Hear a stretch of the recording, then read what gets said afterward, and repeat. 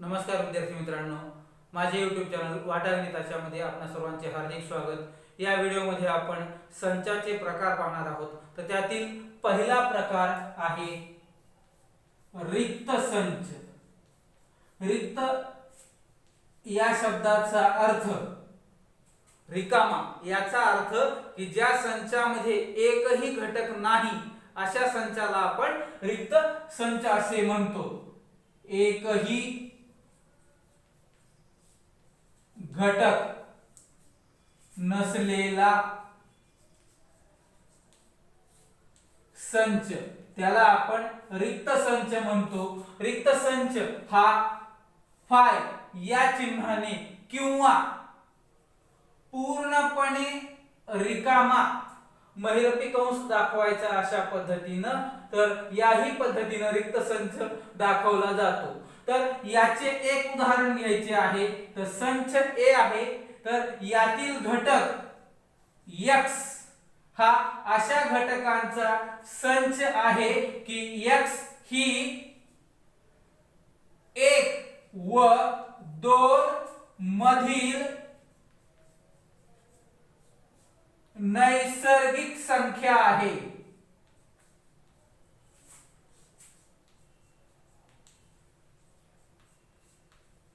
आता याचं स्पष्टीकरण आपण पाहू। नैसर्गिक संख्या कोणत्या आहे, तर 1 2 3 4 ते अनंतापर्यंत। तर 1 आणि 2 यांच्या मधील नैसर्गिक संख्या आहे, याचा अर्थ 1 आणि 2 च्या मध्ये तर नैसर्गिक संख्या नाहीच आहे। 1 नंतर येणारी नैसर्गिक संख्या 2च आहे, या दोघांच्या मध्ये दुसरी नैसर्गिक संख्या नाही, म्हणून या ठिकाणी हा संच हा रिक्त संच असेल। तर अशा पद्धतीनं हे रिक्त संचाचं उदाहरण पाहिलं। यानंतर दुसरा संच आहे एक घटक संच। शब्दामध्येच त्याचा अर्थ आहे एक घटक की ज्यामध्ये एक घटक आहे, फक्त एक घटक आहे, अशा प्रकारचा जो संच आहे त्याला आपण एक घटक संच म्हणतो। याचं उदाहरण जर घ्यायचं झालं तर संच ए हा अशा घटकांचा संच आहे की x ही सममूळ संख्या आहे।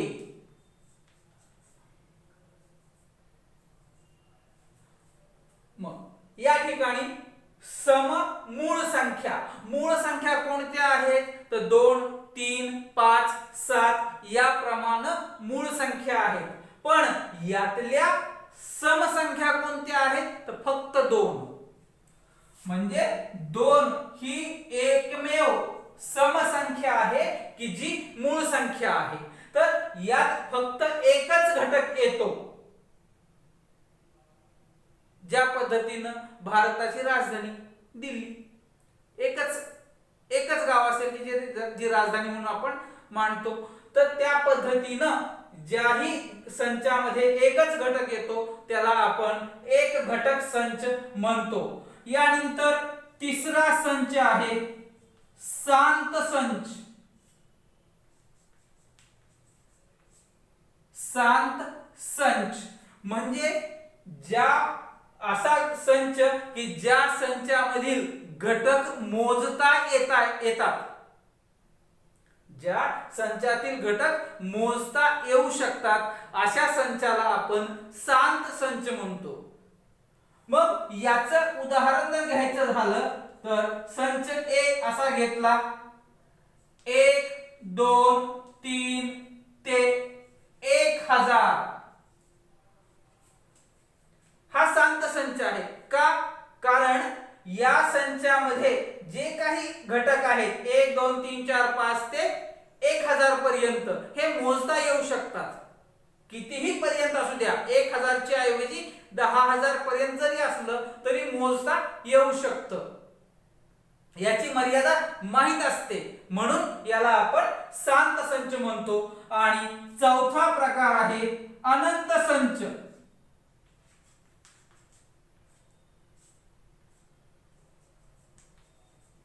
अनंत संच। या ठिकाणी आपण n हा संच घेऊ, 1 2 3 4 ते अनंतापर्यंत हा नैसर्गिक संख्या संच आहे, हा अनंत संच आहे। या ठिकाणी हा या नैसर्गिक संख्याच आहेत, पण या ठिकाणी या संख्या फक्त 1000 पर्यंतच्या आहेत, म्हणून याला आपण शांत संच म्हणतो। आणि या ठिकाणी याही नैसर्गिक संख्याच आहेत, पण या ठिकाणी याला मर्यादा टाकलेली नाही, म्हणून याला आपण अनंत संच म्हणतो। हा नैसर्गिक संख्या संच आहे। या पलीकडे जाऊन संचाचा अजून एक प्रकार आहे, तो म्हणजे समान संच। नावामध्ये अर्थ आहे त्याचा समान, सारखे संच।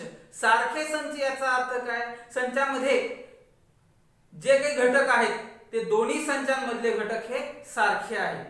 मग याचं उदाहरण घ्यायचं झालं तर संच ए घेतला, या संच ए मधील घटक x हे असे आहेत की x हे EAT शब्दातील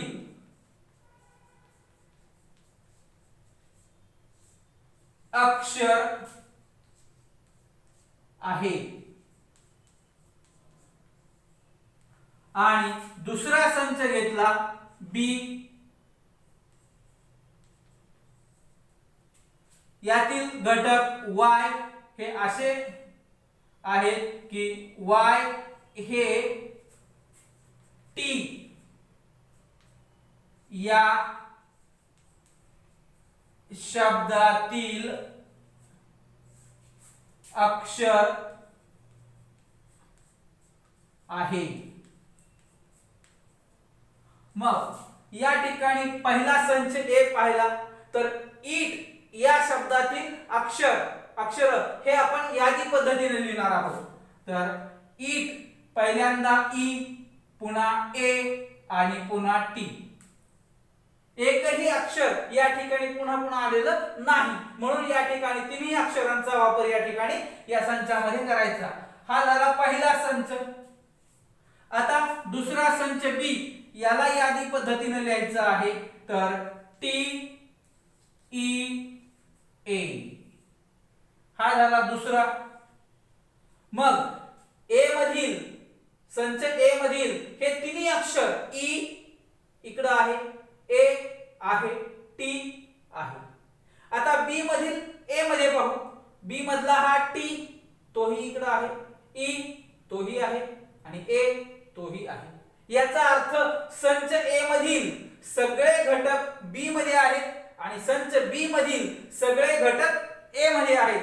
याचाच अर्थ या ठिकाणी संच ए आणि संच बी हे दोन्ही समान संच आहेत, म्हणजेच याला आपण ए बरोबर बी असे लिहितो। म्हणजे संच ए आणि संच बी हे समान संच आहेत, अशा पद्धतीने आपण याला लिहितो।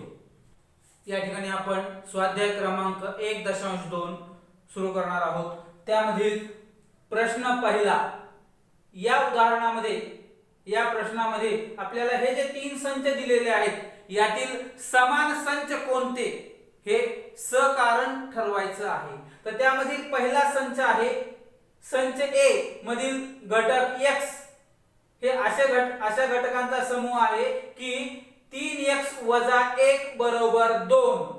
या ठिकाणी हे जे काही समीकरण दिलेलं आहे हे समीकरण सोडवावं लागतं।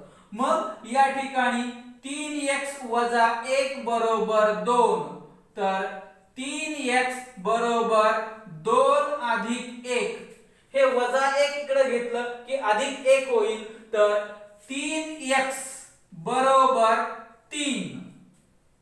मग x बरोबर 3/3, हे 3 गुणाकारात आहे, इकडे आलं की ते भागाकारात येईल, म्हणजे 3/3 होईल। तर 3/3 यांचा भागाकार जर केला तर x बरोबर 1 हे उत्तर येईल।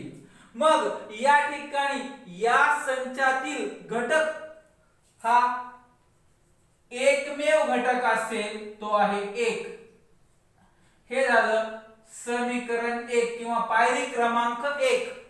यानंतर संच बी, या ठिकाणी हा अशा घटकांचा संच आहे की x ही नैसर्गिक संख्या आहे, पण x ही मूळही नाही आणि संयुक्तही नाही. मग अशी संख्या आहे की जी मूळही नाही आणि संयुक्तही नाही, तर अशी एकमेव संख्या आहे ती म्हणजे 1. जी संख्या मूळही नाही आणि संयुक्तही नाही. ही झाली पायरी क्रमांक 2. यानंतर संच सी हा अशा घटकांचा संच आहे की x हा नैसर्गिक संख्या संचाचा घटक आहे आणि x लहान आहे 2 पेक्षा. मग नैसर्गिक संख्या संचाचा घटक आहे याचा अर्थ तो 1 2 3 4 ते अनंतापर्यंत यापैकी असू शकतो. पण पुढची अट दिलेली आहे x लहान आहे 2 पेक्षा. मग 2 पेक्षा लहान नैसर्गिक संख्या फक्त 1 आहे, म्हणून या ठिकाणी फक्त हा एकच घटक येईल. मग या समीकरण 1 2 3 मधील जर घटक पाहिले तर तिन्ही संचामध्ये घटक सारखाच आहे.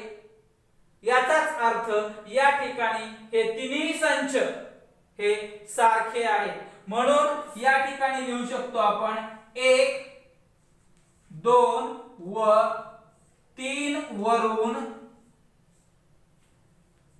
A बरोबर B बरोबर C, कारण तिन्ही संचातील घटक सारखे आहेत, म्हणून हे सर्व तिन्ही संच हे समान संच आहेत. तर प्रश्न क्रमांक 3 मधील हे जे संच दिलेले आहेत यापैकी कोणता संच हा रिक्त संच आहे हे आपल्याला ठरवायचं आहे. तर पहिला संच A मधील घटक A हे असे आहे की A ही शून्यापेक्षा लहान नैसर्गिक संख्या आहे. मग या ठिकाणी शून्यापेक्षा लहान नैसर्गिक संख्या, या ठिकाणी नैसर्गिक संख्याच सुरू होतात 1 2 3 पासून पुढे. 0 हे 1 पेक्षा लहान आहे आणि त्याही पेक्षा लहान नैसर्गिक संख्या असूच शकत नाही. म्हणून या ठिकाणी यामध्ये एकही घटक येणार नाही, म्हणून हा रिक्त संच आहे. यानंतर दुसरा संच, संच बी मधील घटक x असे आहेत की x वर्ग बरोबर 0. x हा घटक आहे, पण या ठिकाणी पुढे दिला आहे x वर्ग बरोबर 0. मग x वर्ग बरोबर जर 0 असेल तर x बरोबर 0 येणार आहे. याचा अर्थ या ठिकाणी या संचामध्ये x बरोबर 0 म्हणजे याचा अर्थ या संचामध्ये एक घटक 0 येणार आहे. म्हणून या संचामध्ये 0 हा एक घटक येणार आहे. म्हणून हा जो संच आहे हा रिक्त संच नाही. यानंतर तिसरा संच, संच सी मधील घटक x असे आहेत की 5x 2 बरोबर 0. तर या ठिकाणी हे दिलेले समीकरण सोडवायचे आहे. मग 5x 2 बरोबर 0. तर 5x बरोबर 2 2 उजवीकडे घेतलं अधिक 2 झालं म्हणजे 2. तर x बरोबर 2/5. x बरोबर 2/5. आता हा घटक या संचामध्ये येऊ शकतो, पण या ठिकाणी दुसरी अट दिली आहे x हा नैसर्गिक संख्या संचाचा घटक आहे. मग ही नैसर्गिक संख्या आहे का? तर ही नैसर्गिक संख्या नाही.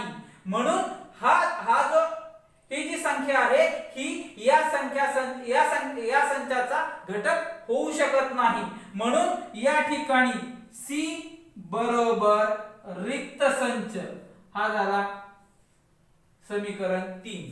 मग समीकरण 1 मध्ये एकही घटक नाही म्हणजे हा रिक्त संच आहे. समीकरण 2 मध्ये एक घटक 0 हा आलेला आहे म्हणजे हा एक घटक संच आहे. आणि तिसरा संच सी मध्ये एकही घटक आलेला नाही म्हणजे हा रिक्त संच आहे. म्हणजे याचाच अर्थ संच ए व सी हे रिक्त संच आहेत. आणि त्या पुढे जाऊन जर आपल्याला लिहायचं झालं तर या ठिकाणी संच बी मध्ये एक घटक आहे म्हणजेच हा संच बी हा एक घटक संच आहे. हे सहज तुमच्या माहितीसाठी लिहून देतो आहे. संच बी हा एक घटक संच आहे.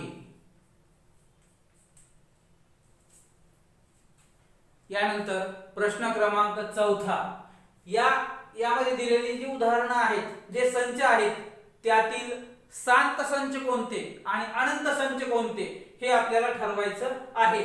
तर पहिला संच ए मधील घटक x हा अशा घटकांचा संच आहे की x लहान आहे 10 पेक्षा म्हणजे 10 पेक्षा लहान संख्या आहे. पण कोणत्या संख्या आहेत? तर 10 पेक्षा लहान नैसर्गिक संख्या म्हणजे 1 2 3 ते 9 पर्यंतच्या संख्या. मग या ठिकाणी 1 2 3 ते 9 पर्यंतच्या संख्या येतील. याचाच अर्थ हे मोजता येण्यासारखं आहे. म्हणून हा जो संच आहे हा शांत संच होईल. म्हणजे पहिला संच हा शांत संच झाला. आता दुसरा संच बी मधील घटक y असे आहेत की y लहान आहे ऋण 1 पेक्षा लहान संख्या. पुढं दुसरी अट दिली आहे y ही पूर्णांक संख्या आहे. मग पूर्णांक संख्यामध्ये धन संख्या येतात, शून्य येतं आणि ऋण संख्या पण येतात. पण या ठिकाणी ऋण 1 पेक्षा लहान संख्या पाहिजेत म्हणजे ऋण संख्याच फक्त येणार आहेत या ठिकाणी. मग या संचामध्ये येतील ऋण 2 ऋण 3 ऋण 4 ते अनंतापर्यंत. म्हणून हा जो संच आहे हा अनंत संच आहे. कारण हा जो पूर्णांक संख्या संच आहे हा धन संख्येच्या दिशेनेही अनंतापर्यंत आहे, ऋण संख्येच्या दिशेनेही अनंतापर्यंत आहे. तर ऋण 1 पेक्षा लहान डावीकडे जितकंही जाता येईल तितक्या सर्व संख्या या ऋण 1 पेक्षा लहान असतील. मग या ठिकाणी याला आपण अनंत संच असे म्हणतो. यानंतर तिसरा संच सी शाळेतील इयत्ता 9वीतील विद्यार्थ्यांचा संच. इयत्ता 9वीत प्रत्येक तुकडीमधील संख्या जरी घेतली तर ती मोजता येण्यासारखी असते. आणि एकंदर सर्व तुकड्यांची जरी बेरीज आपण गृहीत धरली, इयत्ता 9वीतील सर्व तुकड्यांची बेरीज जरी गृहीत धरली तर ती मोजता येण्यासारखी असते. म्हणजेच या ठिकाणी हा शांत संच आहे. यानंतर संच डी गावातील रहिवाशांची संख्या. गावाची लोकसंख्या, थोडक्यात गावाची लोकसंख्या ही मोजता येण्यासारखी हजारांमध्ये असेल, लाखांमध्ये असेल, जीही असेल ती मोजता येण्यासारखी असते. म्हणून हा सुद्धा जो संच आहे हा शांत संच होईल.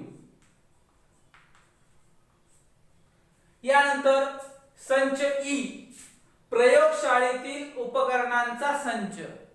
प्रयोगशाळेत कितीही जरी उपकरणे असतील तरी ते मोजता येण्यासारखेच असतात. म्हणून हा शांत संच होईल.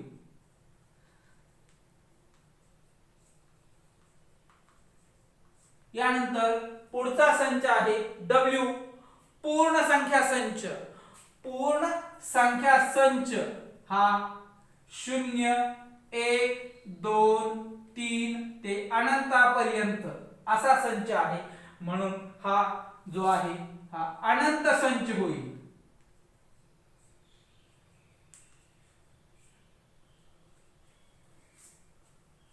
यानंतर शेवटचा Q, परिमेय संख्या संच. परिमेय संख्यामध्ये सर्व नैसर्गिक संख्या येतात, पूर्ण संख्या येतात, पूर्णांक संख्या येतात, त्याच सोबत अपूर्णांक संख्या सुद्धा येतात. म्हणून हा जो संच आहे हा अनंत संच आहे. तर अनंत संच. तर अशा पद्धतीनं आपण या स्वाध्यायामध्ये जवळपास सर्व उदाहरणे घेतली आहेत. एक उदाहरण फक्त बाकी आहे, ते तुम्ही सोडवण्याचा प्रयत्न करायचा आहे.